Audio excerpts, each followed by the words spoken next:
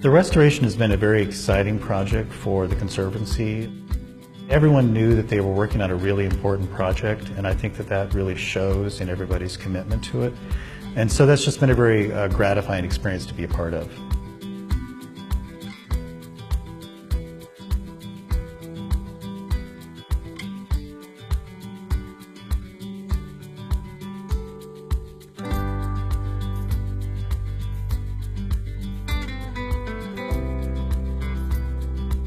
It's a project of a lifetime. The work experience has been amazing.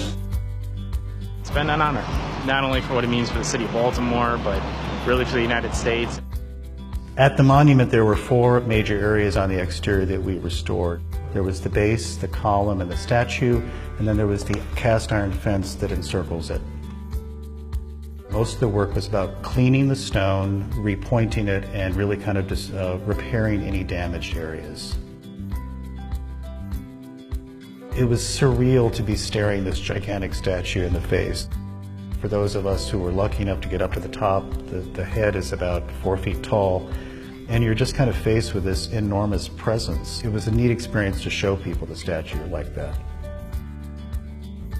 Really, the major work on the monument was all about trying to keep water out of the building. There was just tremendous water damage inside. The stucco was in really bad condition in some areas. So after having decided that we wanted to replace that and restore it with a better material, we removed all of the flat plaster work, and then the walls were restuccoed with a natural cement.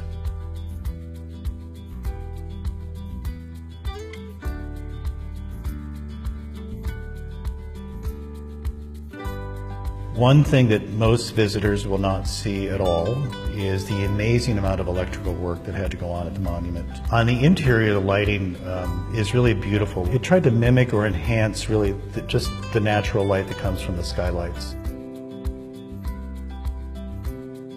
In the column, it's really quite neat what we did. There are now lights lighting up all of the stairs as you go all the way to the top, but above your head it's rather dark. One originally went up the column with a lantern.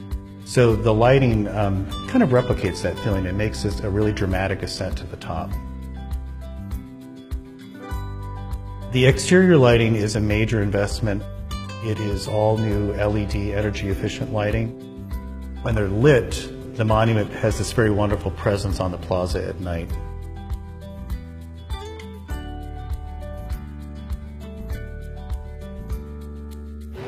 It's a once-in-a-lifetime thing. It's amazing it was done 200 years ago, you know, and the craftsmanship. At least locally, when we think about Baltimore, we think about the Washington Monument. And the fact that it's the oldest monument dedicated to George Washington in the United States, which a lot of people don't know, but we know it.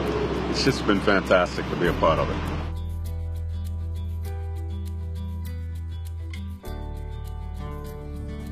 Discovering the cornerstone was undoubtedly the most important discovery that we made in the course of the restoration.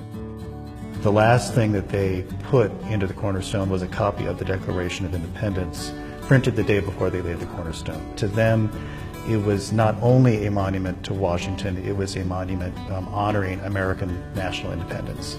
Grand Lodge having a symbol for the purpose of rededicating this cornerstone here. We needed to relay the cornerstone. It was decided that the original contents would really be best preserved not in the cornerstone. The statue had been scanned in 3D, and so because that had taken place, we were able to actually print 3D models of the statue, various parts, and the face and the hand.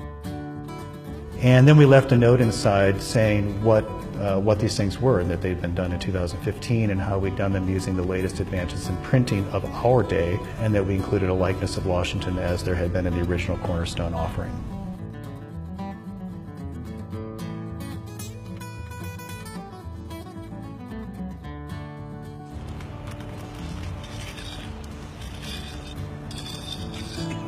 Projects like this really don't come very often. To be a part of something this special for Baltimore is even better. I came from the West, where we just don't have this kind of history in architecture. Not being a native from Maryland, the city is starting to belong to me. We wanted to make the exhibition materials inside the gallery of the monument largely digital. We have interactive touch tables. There is a 3D model of the monument, both exterior and interior. You can explore different spaces and see how the monument's built. There's actually live views when you're at the monument of what the views are from the top in 4 directions. Then there's also a very beautifully illustrated timeline of the history of the monument and Mount Vernon Place, kind of taking the whole sweep of 200 years of history and showing the monument in the context of Mount Vernon Place.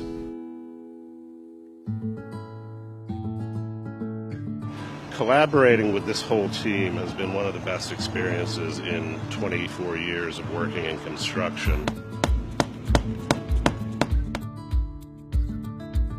People are very proud of the monument. This is something that they love to rally around as one of the best things that Baltimore has to offer. Personally, it's a great honor just to be involved in something like this. This is really the very finest project that we've ever had to participate in.